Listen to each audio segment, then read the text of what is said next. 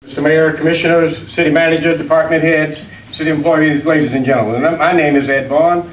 I'm a native son of the Wiregrass. Born in Abbeville, Henry County, moved to Dothan at the age of 2 years because my dad, a skilled dry cleaning presser, got a job at the old Monarch Dry Cleaners on North Oak Street. I'm probably one of the few people here that was born and raised here.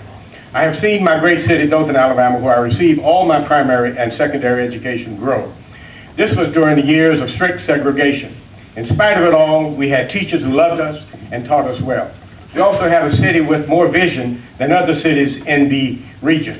So it was no accident that Dothan would be the premier city and commercial hub of the tri-state area. Yes, Dothan, because there were men and women, black and white, who were honorable and who refused to allow Dothan to sink in a sea of racism and hate during the turbulent pre- and post-World War II era. I know the people I name here. I worked with them and in their businesses. I caddied for them at the Dothan Country Club. My parents worked for them. They helped to lead Dothan to where it is today. I mention these names because these individuals had vision at a time when they didn't have to have vision. Mr. S.A. Cherry, Mr. Sam Bloomberg, Judge Keena Baxley, Mr. Troy Lewis, Miss Terry Bloomberg, who, by the way, had the wedding of the century when she married Al Rosen of the Cleveland Indians, put Dothan on the national map, Mr. Marion Hawk, Mr. Alfred Saliba, Mr. Will Lee, Mr. Monroe Page, Dr. Buddy Shaw, Dr. Dasher, Dr. Jemison, Mr. and Mrs. Mine of the Del Monte Cafe on North Foster Street, Father Stack of St. Columba. The white men I named here were honorable when they didn't have to be, yet they were. We had a diverse population, unlike most other communities in the tri-state area. For example, the Ku Klux Klan could not march or demonstrate in Dothan. They were barred, so they had to don their sheets and burn their crosses in Cottonwood. There were no lynchings in this area during that particular period.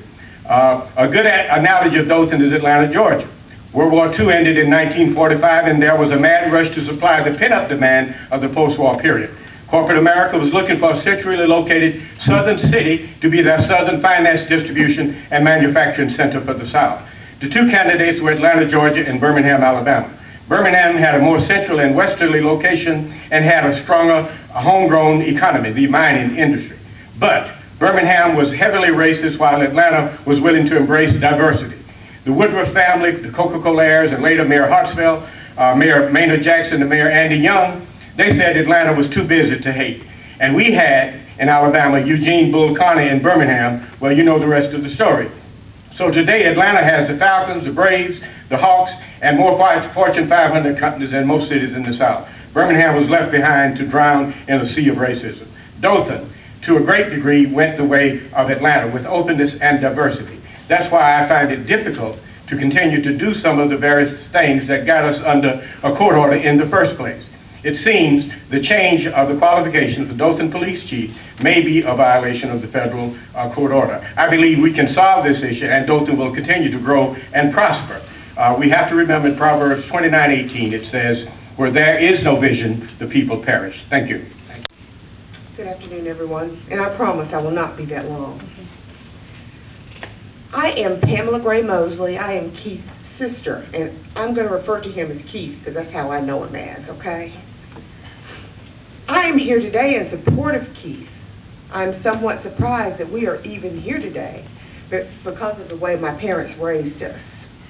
They instilled in us to do the right thing, and I naively thought that we all were raised that way.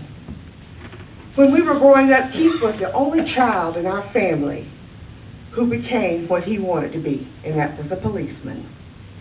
Keith has he has struggled his way through this department for 24 years.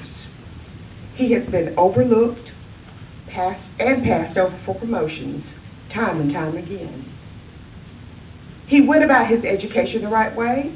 He financed it, obtained his degrees and certifications. Now, at the pinnacle of his career, he's once again denied due to a timely job description / qualification change, The denial letter indicates that the basic qualifications were not met. Basic, how insulting after hearing all that Keith has done. It would seem that in the spirit of fairness, and the level of education, years of experience, and dedication to duty should mean something, but it does not in this case. It is sad that it's almost 2010 and I'm going to let you fill in the blank, still prevails in our communities. It is time that these past behaviors are left where they are in the past. And please allow people to be promoted for their qualifications. I have lived in Dothan for most of my life. I have seen and have heard some of the gruesome stories from the Dothan Police Department, and I have not reacted. Because this is my brother, it became time for me, his sister, his only sister, to stand up in support of him to this commission. I love Dothan. I plan on being here for a long time. Please, I request that someone investigate these allegations of these sudden changes in these policies so it can be fair for everybody. Please know that he may not be the one you want, but don't hate. And for you guys that don't understand what that means don't insult his intelligence. Thank you for listening to me. Thank you, ma'am. I promise you, I'll be even briefer. I'm Dwight Baker, and I'm speaking on behalf of Lieutenant Keith Gray, being disqualified as meeting the basic requirement for the police chief position. Most of you know Lieutenant Gray. He's been the one that's been working for the city of Dothan as a police officer for 24 years and 9 months.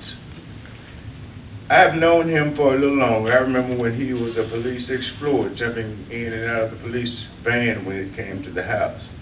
You see, I'm his older brother. One of the reasons he has been disqualified this time, and I say this time, because he qualified during the last search for police chief. Now, doesn't that seem a little strange? I've seen this type of politics before. It is called writing the specs so certain people will not qualify. If you write specs for equipment, and you can write these minimum specs so tight that only certain vendors can even apply. I know the FBI school requirements has never been a requirement for police chief, and this should not be a requirement now. We finally have a black man that qualifies to be a chief, and you have disqualified him on technicalities. I thought we were going to hire from within the department, and I ask all of you to do the right thing and end this prejudice behavior.